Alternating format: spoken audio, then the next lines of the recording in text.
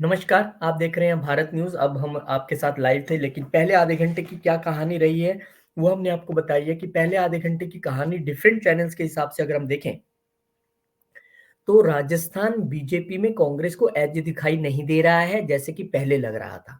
वहाँ पे बीजेपी और कांग्रेस में क्लोज फाइट है और बीजेपी थोड़ा-सा आगे सब जगह दिखाई दे रही है। तेलंगाना में बीआरएस और कांग्रेस में क्लोज कॉन्टेस्ट है। छत्तीसगढ़ में जैसा कि लैंडस्लाइड दिखा रहे थे, ऐसा नहीं है कांग्रेस के लिए, वहाँ पे भी बीजेपी कांग्रेस में क्लोज कॉन्टेस्ट है। सीनियर जर्नलिस्ट डॉक्टर राकेश प्रकाश हमारे साथ हैं। सर नमस्कार, बहुत-बहुत स्वागत है आपका। सर नमस्कार पहले नमस्कार। आधे घंटे की जो पिक्चर बनाई है, बैलेट ने जो बुलेट चलाया है, वो किस ओर इशारा कर रही है?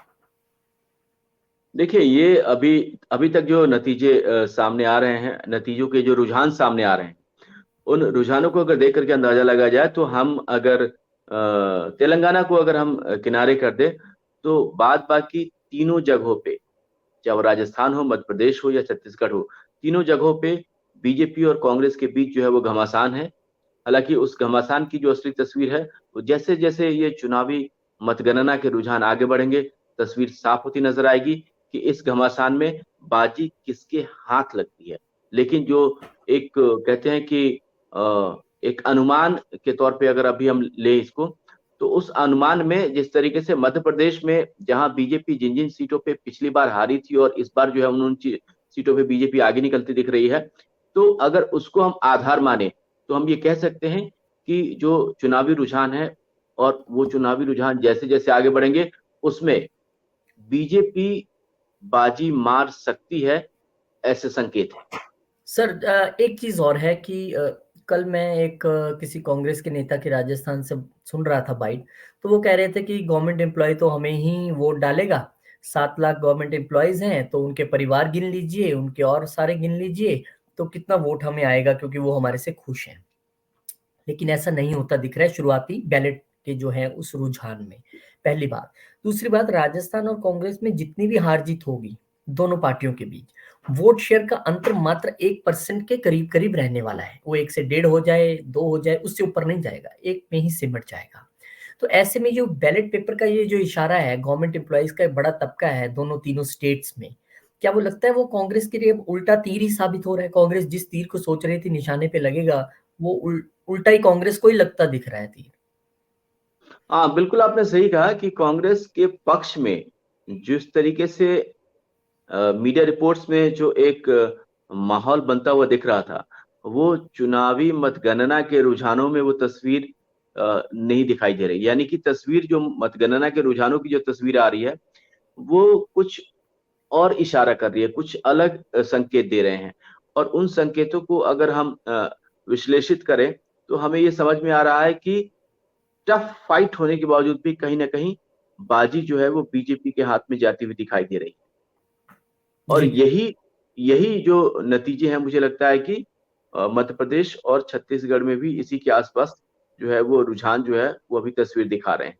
और बड़ा एक इंटरेस्टिंग फिगर जो हमने देखा सर बैलेट के रुझानों में, वो ये था कि राजस्थान में बीजेपी 20 से 25 सीटों पे गेन करती नजर आ रही थी, कांग्रेस का 7 से 8 का नुकसान था। छत्तीसगढ़ में बीजेपी, क्योंकि पिछली बार बहुत कम पे सिमट गई थी, इस बार 17 से 18 सीटों का गेन दिखाई दे रहा था, कांग्रेस को 14 का नुकसान दिख रहा था।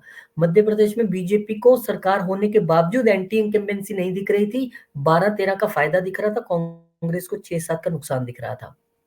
तो ये जो फिगर है, क्योंकि ये एक छुपी हुई फिगर है जो सामने मैंने आपको अभी बताई है देख के, वो ये कि भले ही कहीं पे कांग्रेस थोड़ा आगे हो, फॉर एग्जांपल छत्तीसगढ़ बैलेट वाले रुझानों में, लेकिन वहां भी बीजेपी को बहुत बड़ा गेन 20-22 सीटों का दिखाई दे रहा था। और यही हाल राजस्थान का है, वहां पे भी बीजेपी आगे दिखाई दे। और सबसे हैरानी वाली मध्य प्रदेश है, जहां पे सरकार होने के बावजूद बीजेपी गेनिंग पोजीशन में दिखाई दे रही है रुझानों में। देखिए, बीजेपी के साथ ये है कि बीजेपी रणनीति के साथ काम करने वाली पार्टी है। रणनीति हर कोई बनाता है।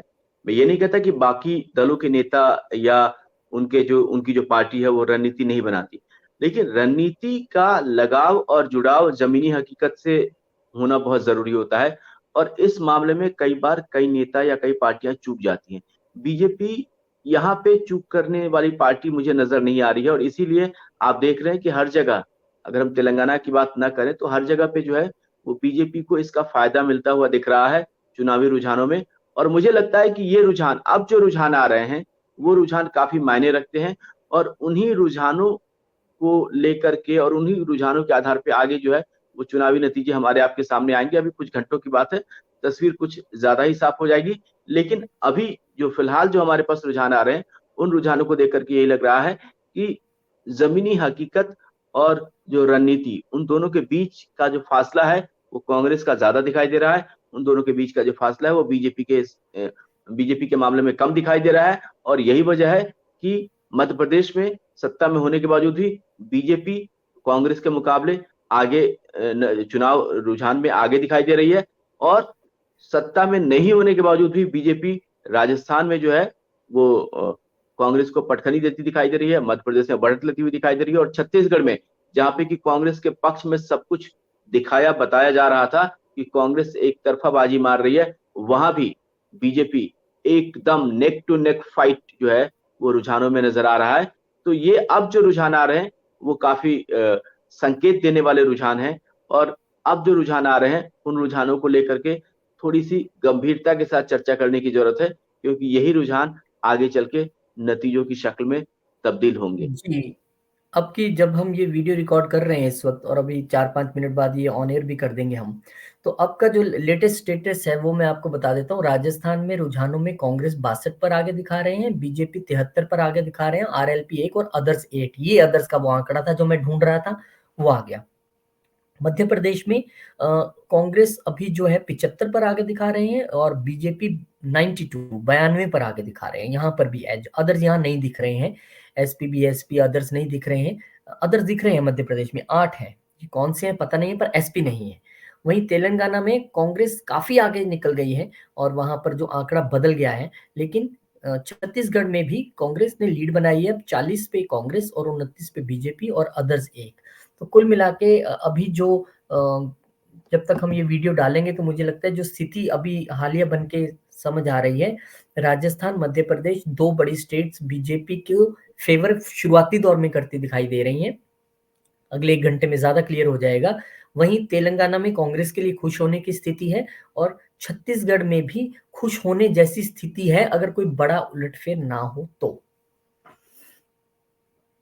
देखिए, छत्तीसगढ़ में एक बार मैं फिर आपको याद दिलाना चाहता हूँ रोहित जी, कि अगर ये जो आंकड़े आपने दिए हैं, तो रुझानों में जो मतगणना जिस जिस तरीके से आगे बढ़ रही है, तो कई चरणों में मतगणना पूरी होगी, तो उसमें हर चरण में कौन कहाँ कितनी बढ़त बनाता है वो देखने वाली बात होगी। क्योंकि जो बीजेपी है वो छत्तीसगढ़ में जो पार्टी का जनाधार है, उसमें कहीं कोई किसी को संदेह नहीं होना चाहिए। हाँ, जिस तरीके से जो अभी आपने रुझान बताए हैं, वो रुझान थोड़े से चिंता जरूर पैदा करते हैं। लेकिन देखते हैं कि क्या नतीजे निकलते हैं। आमतौर पे रुझान में जो पहले दूसरे दौर का जो रुझान होता है, उस रुझान में जो तस्वीर साफ होती है वो तीसरे दौर से होती है। तो ये जो पहला दूसरा दौर का जो रुझान है, वो शुरुआती रुझान के तौर पे हम इसको ले सकते हैं।